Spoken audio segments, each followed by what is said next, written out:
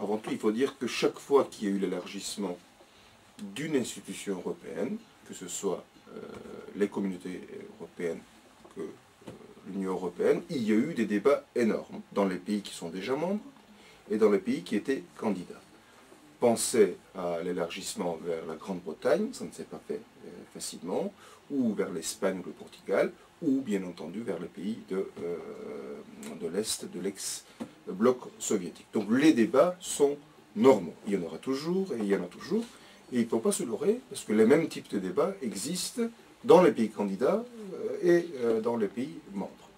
Deuxièmement, la question des avantages dépend de quel côté on regarde. Du côté de l'Union européenne, l'élargissement vers une Turquie à peu près 75 millions d'habitants, une puissance régionale, une puissance économique montante avec une croissance économique assez forte, dynamisera l'Europe, l'Union européenne pour son avenir. Donc ce sera un avantage.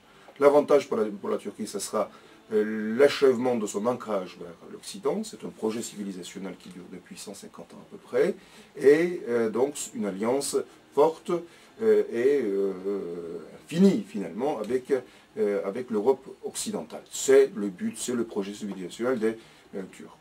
Des deux côtés, il y aura des avantages, mais les deux côtés feront des concessions parce que effectivement, la candidature de la Turquie à l'Union européenne pose une question à l'Union européenne sur ce qu'est l'européanité et pose une question aux Turcs également sur ce qu'est la turcité. Mais l'avantage, c'est une puissance régionale, voire mondiale, qui aura un regard vers l'ensemble des affaires du monde et de la région, bien entendu, mais allant jusqu'en Asie centrale.